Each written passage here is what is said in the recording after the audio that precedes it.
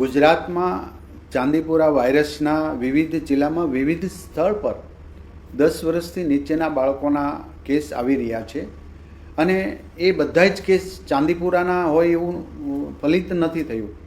કુલ 184 શંકાસ્પદ કેસોમાં 35 કેસ જ ચાંદીપુરા વાયરસના એવા છે, જેમાં અત્યાર સુધીમાં 22ના ડેથ યાની કે મૃત્યુ થયા છે અને 11 ટેસ્ટ આવવાના બાકી છે. ટોટલ ચાંદીપુરાના પેશન્ટમાંથી 7 પેશન્ટ અત્યારે દાખલ છે.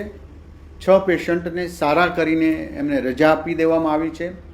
ગાંધીનગર, ખેડા, અરવલ્લી યાની કે હિંમતનગર, રાજકોટ અને ભાવનગર આ સિવિલ હોસ્પિટલની અંદર બાકી આ પેશન્ટોને સારવાર અપાઈ રહી છે.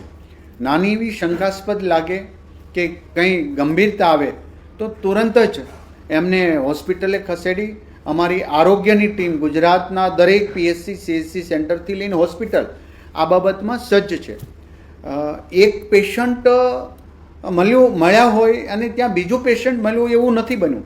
તો એટલા માટે કે ટીમ અત્યારે મહેનત કરી રહી છે, કારણ કે આ ફેલાઈ ગયું હોય કે એક જગ્યાએથી અનેક પેશન્ટ મળ્યા એવું પણ નથી. ગભરાવાની જરૂર પણ નથી. માત્ર સાવચેતીના ભાગરૂપે આપણે તિરાડવાળું મકાન હોય કે માટીમાં તિરાડ હોય તો ત્યાં માટી પુરાણ અમારી ટીમ તો દવાનો છંટકાવ વગેરે કરે છે, પરંતુ લોકોએ પણ જાગૃતતા રહી તંત્ર સાથે રહેવા માટે હું અપીલ કરું છું.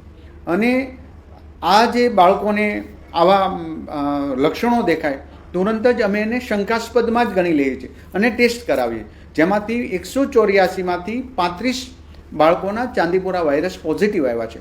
ત્યારે આપણે પ્રાર્થના કરી કે હવે પછી જે દાખલ છે, જેમ 6ને રજા આપી દીધી એમ બીજા દાખલ છે 7ને પણ સારા થઈને રજા આપી દી એવી પ્રાર્થના કરીએ છીએ. અને ડૉક્ટરની ટીમ દરેક સુપર સ્પેશિયાલિસ્ટ એમના સિમ્ટમ્સના આધારે બાળકને એ ટ્રીટમેન્ટ આપી રહ્યા છે, કારણ કે આની કોઈ દવા કે કોઈ રસી શોધાયેલી નથી.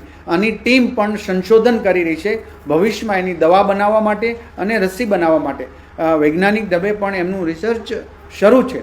તો સૌ સાથે મળીને આ ચાંદીપુરા વાયરસને આપણે ચોક્કસ હરાવીશું. અમારી ટીમ કામગીરી કરી રહી છે, અભિનંદનીય કામગીરી કરી રહી છે, પરંતુ તો પણ જુદા જુદા સ્થળેથી આ કેસ આપને મળતા હોવાથી એક જગ્યાએ કે એક ગામની અંદર ફોકસ કરીએ એવી સ્થિતિ નથી. માટે દરેક હોસ્પિટલોને પણ અમે આરોગ્ય વિભાગ વોચ રાખીએ છે. ચાઇલ્ડ સ્પેશિયાલિસ્ટ પ્રાઇવેટ અને તમામ હોસ્પિટલોને પણ આ જાણ કરી છે.